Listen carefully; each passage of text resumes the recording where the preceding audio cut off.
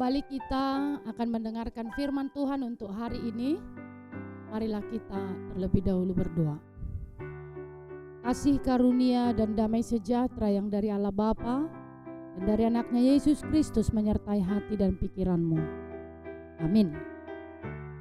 Firman Tuhan untuk kita pada hari ini tertulis dalam kitab Roma pasal 1 ayat 8. Pertama-tama, aku mengucap syukur kepada Allahku oleh Yesus Kristus atas kamu sekalian, sebab telah tersiar kabar tentang imanmu di seluruh dunia. Demikian firman Tuhan. Bapak Ibu jemaat yang Tuhan kasihi, pernahkah saudara berada di tempat yang gelap gulita? Kemudian ada seorang yang menyalakan sebuah lilin kecil. Sekecil apapun cahaya itu, ia mampu menerangi sekelilingnya. Seperti itulah gambaran iman kita. Sekalipun kecil di mata dunia, ketika kita sungguh-sungguh hidup dalam Tuhan, iman itu dapat menerangi lingkungan sekitar, bahkan juga dunia. Seperti lilin sederhana yang berdampak besar. Demikianlah iman jemaat Roma yang tersiar ke seluruh dunia pada zaman Rasul Paulus. Surat Roma ditulis oleh Rasul Paulus sekitar tahun 57 Masehi kepada jemaat di Roma yang terdiri dari orang Yahudi dan non-Yahudi. Meski belum pernah bertemu mereka, Paulus sangat peduli akan pertumbuhan iman mereka. Gereja Roma saat itu menghadapi tantangan perbedaan budaya dan latar belakang. Melalui surat ini, Paulus ingin mempersatukan jemaat dan menegaskan inti Injil, yaitu keselamatan oleh iman pada Yesus Kristus. Paulus memulai suratnya bukan dengan teguran, melainkan ucapan syukur. Ini menunjukkan bahwa Paulus memahami pentingnya membangun hubungan dengan kasih dan penghargaan terlebih dahulu.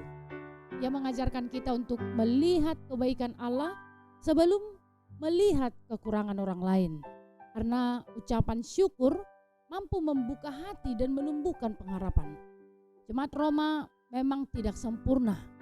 Mereka menghadapi tantangan budaya, perbedaan pendapat, dan tekanan dari lingkungan sekitar. Dan tetapi Paulus memilih untuk memfokuskan perhatian pada keunggulan mereka, yaitu iman yang berdampak luas. Dari sikap Paulus ini, kita belajar pentingnya menghargai pertumbuhan iman orang lain, baik dalam keluarga, gereja maupun komunitas. Ketika kita mengucap syukur atas pertumbuhan iman sesama, kita bukan hanya memberi semangat kepada mereka, tetapi juga menumbuhkan sukacita dalam diri kita sendiri. Sikap ini akan mendorong kita untuk melayani dengan hati yang tulus, tanpa keluhan.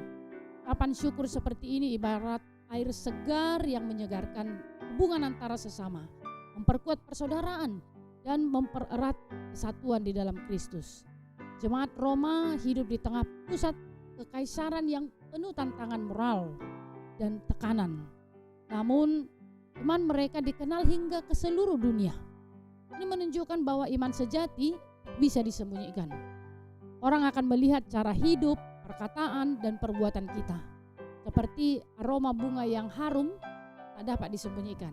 Demikian pula iman yang hidup akan tercium oleh lingkungan sekitar. Yang menjadi pertanyaan, apakah tetangga, rekan kerja saudara, dan teman-teman saudara melihat Kristus melalui hidup saudara? Apakah saudara sudah menjadi saksi Kristus bahkan dalam hal-hal yang terkecil? Belajar dari Paulus yang bersyukur meskipun belum bertemu langsung dengan jemaat Roma, kita diajak membangun hubungan dan saling mendoakan. Bukan hanya di dalam gereja, tetapi juga menjangkau mereka yang mungkin merasa terabaikan. Iman yang berdampak dimulai dari langkah-langkah sederhana, mengucapkan salam kepada tetangga, berbagi makanan kepada yang membutuhkan, atau sekedar mendengar curahan hati seorang teman yang membutuhkan teman. Bapak Ibu, jemaat yang Tuhan kasihi, firman Tuhan hari ini mengajak kita meneladani jemaat Roma yang imannya diketahui luas. Bukan untuk mencari pujian, tetapi supaya nama Tuhan dipermuliakan. Kita dipanggil menjadi terang dan garam dunia. Maka Mulailah dengan hal yang kecil, ya, termasuk juga membagi firman, menunjukkan kasih dalam tindakan, dan berdoa bagi mereka yang belum mengenal Kristus. Di tengah dunia yang sering membuat kita pesimis, ingatlah Allah masih bekerja.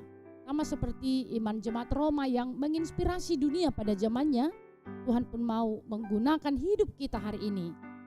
Biasakan hidup bersyukur, miliki tekad yang baru untuk menjadi saksi Kristus, dan biarkan iman kita bersiar ke sekeliling kita.